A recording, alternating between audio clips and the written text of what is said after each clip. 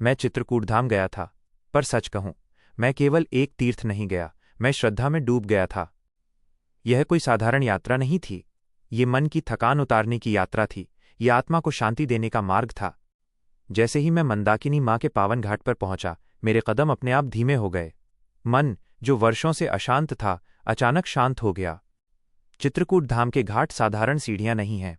ये वो सीढ़ियां हैं जहां इंसान नीचे उतरता नहीं, बल्कि भीतर की ऊंचाइयों पर चढ़ता है।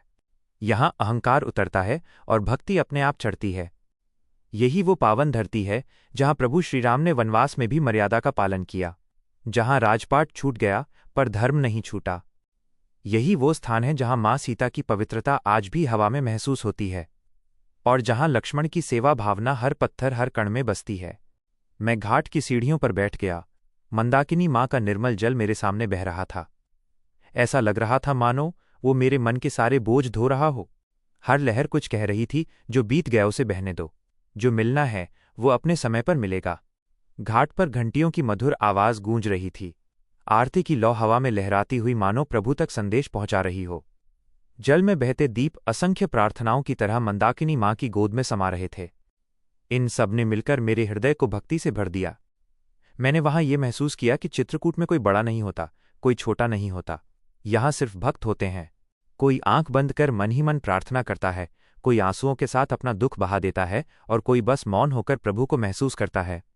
जब मैंने दीप दान किया, तो दीप के साथ मैंने अपने डर, अपनी चिंता, अपनी असफलताएं और जीवन का बोझ सब कुछ मां मंदाकिनी को सौंप दिया। उस क्षण ऐसा लगा मानो प्रभु श्रीराम ने हृदय पर हाथ रखकर कहा हो, भरोसा रखो, सब ठीक होगा। और फिर आया मेरे लिए सबसे पावन क्षण, मंदाकिनी माँ में स्नान। जैसे ही मैं उस पवित्र जल में उतरा, ऐसा लगा मानो वर्षों की थकान एक ही पल में उतर गई हो। वो स्नान सिर्फ शरीर का नहीं था, वो स्नान मन, विचार और आत्मा का था।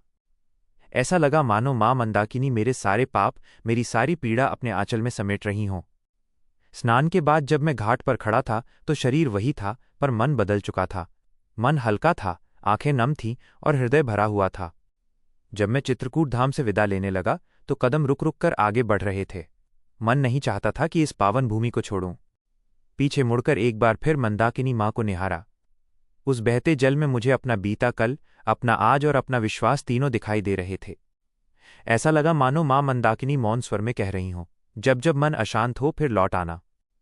उस क्षण मुझे समझ आया कि चित्रकूट धाम सिर्फ जाने की जगह नहीं, बार बार लौटने की अनुभूति है। यहां आकर इंसान खाली हाथ नहीं आता और खाली मन से लौटता भी नहीं। यहां से इंसान श्रद्धा, धैर्य और प्रभु पर अटूट विश्वास साथ लेकर लौटता है। आज भी जब आंखें बंद करता हूं, तो चित्रकूट के घाट, आरती की ध्वनि और मंदाकिनी माँ का निर्मल जल मन में जीवित हो उठता है। चित्रकूट धाम के घाट अब मेरे लिए सिर्फ एक स्थान नहीं है, ये मेरी श्रद्धा है, मेरा विश्वास है, मेरी शांति है।